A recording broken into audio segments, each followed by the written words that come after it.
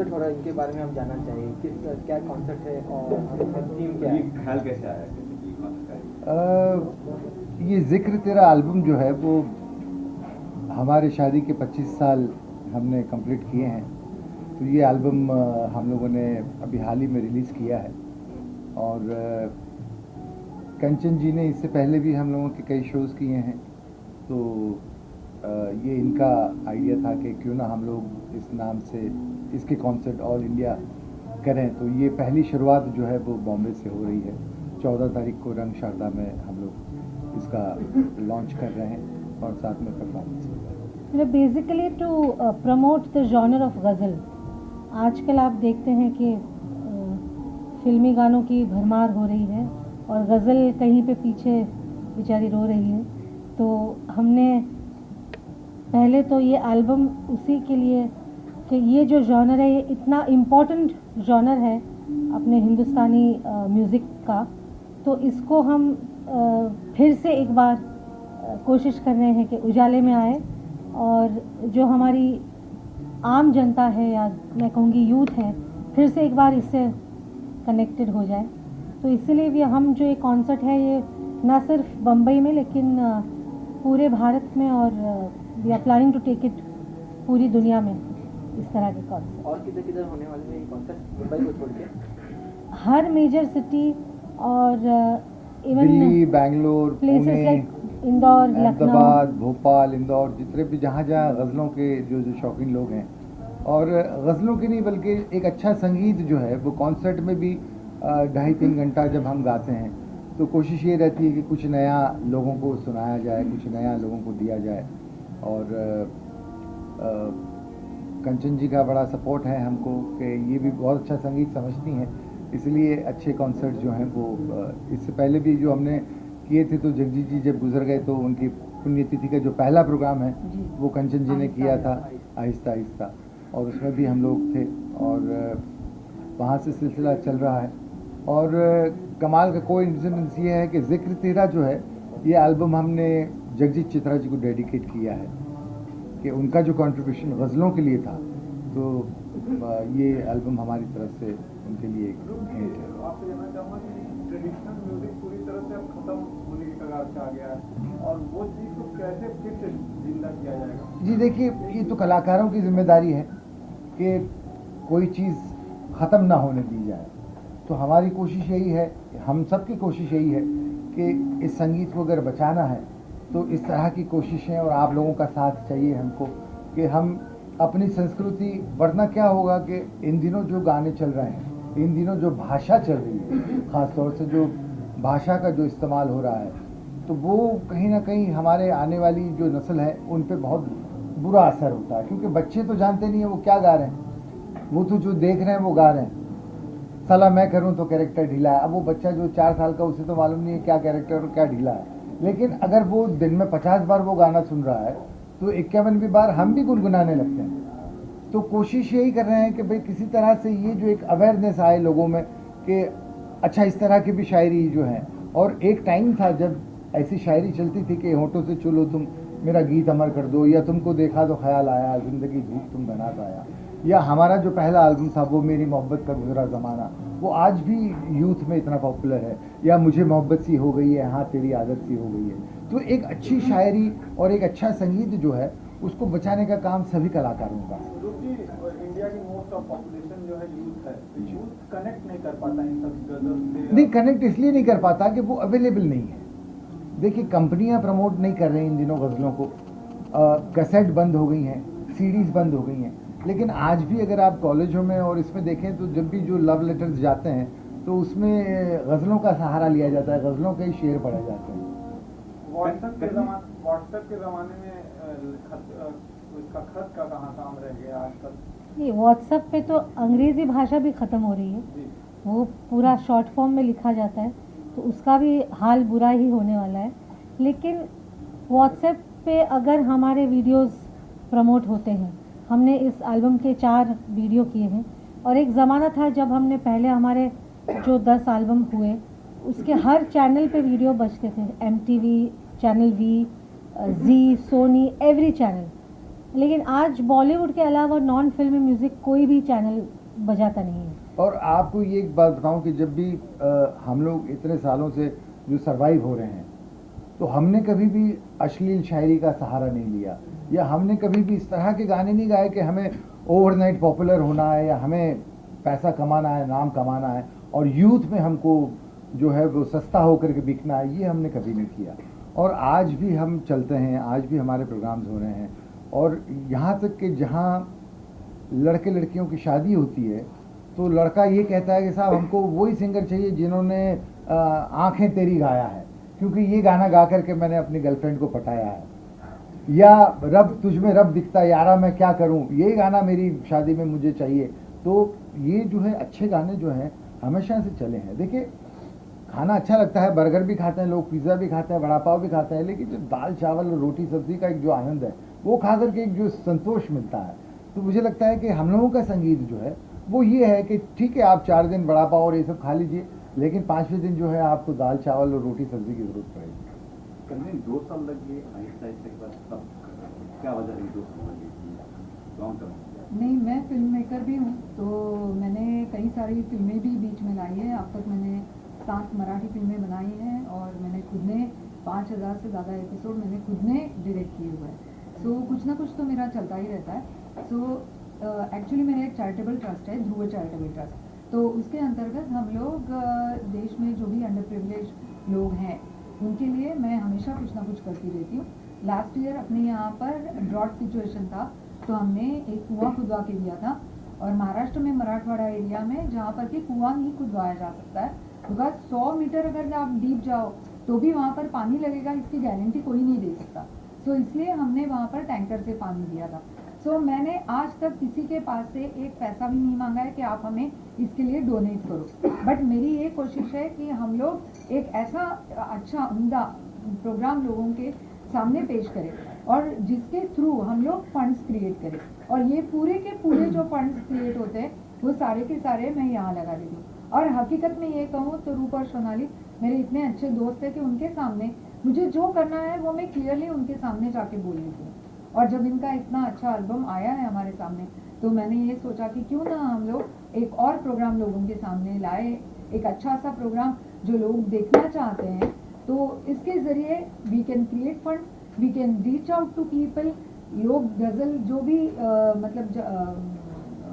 रसिक लोग हैं जो देखना चाहते हैं, जो जानना चाहते हैं, जो आना चाहते हैं, उनके लिए भी एक ये बहुत अच्छा मौका है। तो सिर्फ रूप जी भी है, सोनल जी है कॉन्सेप्ट में, या कोई और भी सिंगर है? नहीं, इसमें सिर्फ रूप जी और सोनाली जी पूरा हैं। कॉन्सेप्ट आप ही? या। जी, रूप जी कौन से गाने होंगे जो फिल्म में? इसमें जो मेरे फिल्म के पॉपुलर गाने हैं, जाहिर है कि उसके बिना तो ऑडियंस जाने नहीं देगी। वक्त के साथ चलते हैं, ये एक ऐसा दौर आता है कि यूथ जो है वो धीरे धीरे उनके साथ जुड़ती है, और जुड़ती भी इसलिए कि वो गाने इतने प्रमोट हो रहे हैं, वो गाने इतने प्रमोट हो रहे हैं। अगर अच्छा गाना आप प्रमोट करें तो देखिए, यश जी की फिल्मों में कभी भी इस तरह के गाने नहीं हुआ करते थे। यश जी की फिल्मों में तेरे लिए हम हैं जिए जो मेरा गाया हुआ गाना है, वो आज भी इमॉर्टल सॉन्ग है, और आज भी मतलब चाहे यूथ हो चाहे वो 60 ईयर के ओल्ड हो, तो ये गाना तो हर कोई पसंद करता है, यूनानिमस लोग इसे पसंद करते हैं, और वो ये एक दौर है, इस दौर से भी गुजर जाएंगे हम लोग। कल ये लगता है कि इस कॉन्सेप्ट से इनकम कुछ होगी थी? हाँ, बिल्कुल बिल्कुल हो जाएगी। आपके दौर में गजल कहाँ? नहीं, मुझे पूरा विश्वास है इससे। बिल्कुल, हमें already we have generated the income, हमारे पास ऑलरेडी स्पॉन्सर्स आए हुए हैं, और मैं पते की बात आपको ये कहना चाहती हूँ कि हमने बुक माई शो पर डाला हुआ है, और आज हमारी बाकायदा पहली ऐड आई है बॉम्बे टाइम्स में, और उसके पहले ही हमारी 50 टिकटें ऑलरेडी जा चुकी है। So it is only on net and only on YouTube मैंने डाला हुआ है। और हमारा जो चैनल है मस्ती, जो म्यूजिक चैनल है, और दबंग हमारा चैनल है, ये दोनों पर हम लोग इनको प्रमोट कर रहे हैं। मतलब गज़ल एंड रूप जी, सोनाली जी और जो भी लोग हैं जो इस तरीके का अच्छा संगीत बना रहे हैं, इमॉर्टल संगीत बना रहे हैं, उनको हम लोग ज़रूर प्रमोट करेंगे। राजस्थानी बैकग्राउंड दिखाई दे रहा है मुझे कि राजस्थान में। जी, राजस्थान में इसकी शूटिंग की हमने उदयपुर में। इसके 4 वीडियोज़ हमने किए हैं, तो अभी 2 जो हैं वो यूट्यूब पे हैं, आप देख सकते हैं उनको, और 2 अभी आएंगे, हम उनको भी रिलीज करेंगे। तो बहुत ही अच्छा रिस्पांस है, और गज़ल के नाम से लोग पता नहीं क्यों डरते हैं, मुझे ये समझ भी नहीं आता कि अभी जैसे इन्होंने पूछा कि साहब ये गज़ल का प्रोग्राम है तो पैसे मिलेंगे नहीं मिलेंगे, नहीं, मैं सच बात कहना चाहती ऐसा हूँ नहीं है, कि मैं sorry to interrupt you, but हमने जब भी मेरे लोग होते हैं जो जाते हैं और जिन्होंने कहा है, और रूप जी मैं एक बात आपको बता दूं कि जो मेरा स्पॉन्सर है ना, उसने खास मेरे को बोला कि ही इज फैन ऑफ रूप जी, ये मैं आपको बताना चाहती हूँ। और उसने खास तरीके से बोला, वो है अभी एक हमारा, मैं नाम नहीं बताना चाहती हूँ यहाँ पर, but he himself said that yes I am fan of रूप कुमार राठौड़। और मैं या तो फिर आप ही खुद ही बोल रहे हो, आप ही खुद ही पूछ रहे हो क्वेश्चन। नहीं, गज़लें देखिए, गज़लें तो इमॉर्टल चीज हमेशा एक ज़माने में ये immortal होता था रहती कि है। गज़लें बोलो तो उर्दू से बहुत ज़्यादा वाबस्ता होती है या लोगों के ऊपर से निकल जाती है, लेकिन हमने कोशिश ये की है कि इस एल्बम में इसका जो पहला जो टाइटल ट्रैक है, कि अब इसका मुखड़ा अगर मैं आपको सुनाऊं और इसको अगर शाहरुख खान और ऐश्वर्या राय और या कैटरीना के ऊपर आप पिक्चराइज करें तो ये अपने आप में जो है मुकम्मल गाना है। लेकिन वो इसका गाने का जो वर्ड है, इसकी जो शायरी देखिए कि कुछ इस तरह से मिले हम के बात रह जाए, कुछ इस तरह से मिले हम के बात रह जाए, और बिछड़ भी जाए तो हाथों में हाथ रह जाए। क्या बात? मैं सो रहा हूँ तेरे ख्वाब देखने के लिए, खुदा करे मेरी आंखों में रात रह जाए। अब ये रोमांस है, ये रोमांस है, आई नो। ये प्योर रोमांस हम है। चाहेंगे आप ट्यूनिंग में वो गाना हमें सुनाएं, आप दोनों लोग। हाँ जी बिल्कुल। इसका आपको अभी वीडियो दिखाएंगे हम। एक का हमारे साथ हाँ, बस एक आप दोनों कुछ लोग, गुनगुनाएं। मैम भी दोनों लोग बिल्कुल।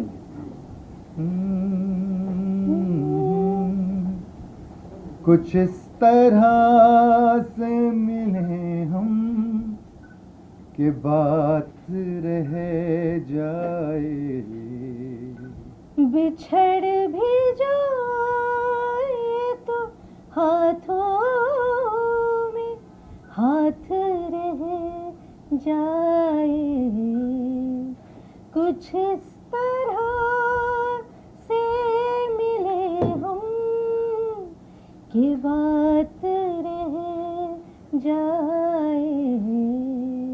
क्या बात है, क्या बात। ये मुखड़ा है। मैं आपसे एक बड़ी इम्पोर्टेंट बात कहना चाहती हूँ कि आज के ज़माने में अब हिंदुस्तान में वो वक्त आ गया है कि जब कोई जॉनर नहीं चलेगा, मतलब कि या गज़ल हो या ठुमरी हो या फिल्मी गीत हो, सूफ़ी हो, लेकिन अब एक आर्टिस्ट चलेगा। एक आर्टिस्ट का नाम, उसके नाम से लोग आते हैं, ना ही सिर्फ कि आप क्या गाने वाले हैं, लेकिन एक आर्टिस्ट को लोग प्यार करते हैं। और हम बड़े खुशकिस्मत हैं कि अब जो 25 साल हमारी जर्नी के पूरे हुए हैं, ना ही सिर्फ एक कपल के तौर पर, लेकिन हमने गाना भी साथ ही में शुरू किया। 25 साल हमारे गाने की जर्नी को भी अभी कंप्लीट हुए हैं। आपसे रूप जी ने पहली बार कब जिक्र किया था? तेरा जिक्र अब आपको कैसे मालूम रूप जी ने जिक्र किया, मैंने किया? चलिए वही ले- क्लोज कर दीजिए। खैर ये हमारी मुलाकात सबसे पहले एक कॉन्सर्ट में हुई थी। बॉम्बे में एक क्लब है, CCI क्लब, वहाँ पे प्रोग्राम चल रहा था और रूप जी वहाँ पे बतौर तबला प्लेयर किसी आर्टिस्ट के साथ बजा रहे थे और मैं ऑडियंस में थी। तो मैंने ऑडियंस से देखा और मुझे लगा कि ये तो कोई कमाल आर्टिस्ट है और बड़े अच्छे लगते भी हैं और बड़ी अच्छी स्माइल भी है। आराम से आप बोलिए। नहीं ठीक है, बस अब तुम्हारी आपका बात। भी देखें ना, पहले आप तो उसके बाद हमारी मुलाकातें हुई कई प्रोग्राम्स में और एक कमाल सा अजीब इत्तेफाक था कि हमारी लाइफ का सबसे पहला प्रोग्राम, मेरा भी और रूप जी का भी पहला प्रोग्राम साथ में किया हमने।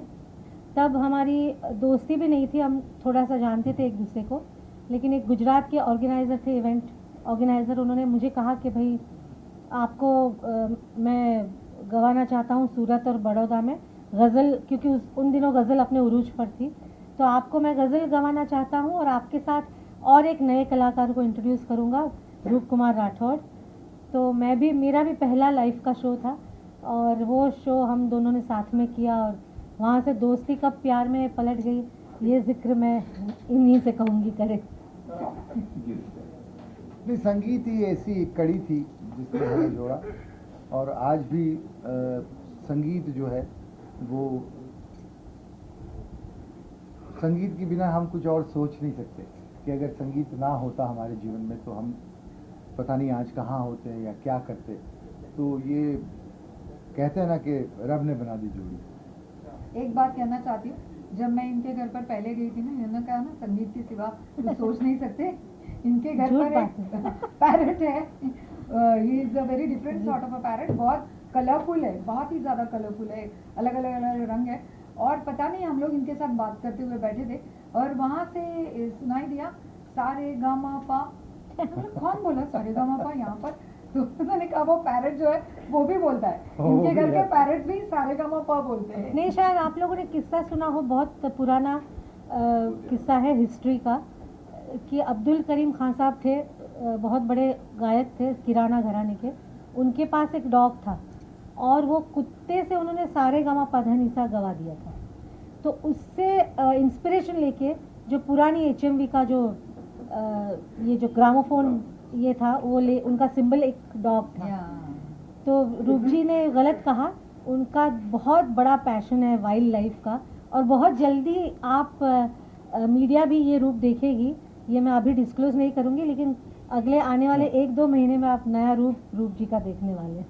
हम जानना चाहेंगे कि टारगेट ऑडियंस आपका कौन है, मेनली यूथ है या जो मिडिल एज? देखिए, आपने अभी जैसे कहा संगीत के हर गज़ल- चाहत। हाँ, एक आपने कहा कि जैसे गज़ल के लिए यूथ नहीं आ रही है, तो मैं ये कहना चाहती हूँ कि जब भी मैं ऑडियंस को देखती हूँ, लास्ट टाइम भी हमने प्रोग्राम किया था, वैसे आप देखो तो 30 to 45-50 तक के लोग ज़रूर ज़्यादा होते हैं, बट उसके बावजूद यंगस्टर भी आते हैं। और पर्टिकुलरली दिस प्रोग्राम, इसमें हम लोग गज़ल के साथ साथ जो रूप जी के कॉम्पोजिशंस है फिल्मों के, वो भी वहाँ पेश करने वाले हैं। सो जब मैं सोचती हूँ संगीत के लिए, तो मुझे ऐसे लगता है कि हम डिवाइड करते हैं कि ये यो हनी सिंह है, ये रूप जी है, ये है, ऐसा नहीं है।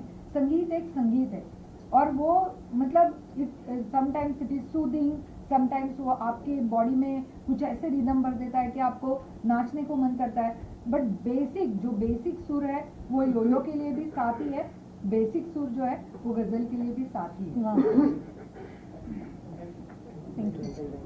बहुत बहुत शुक्रिया। हाँ, स्टील वालों के लिए अभी स्टील ले लेते फटाफट से।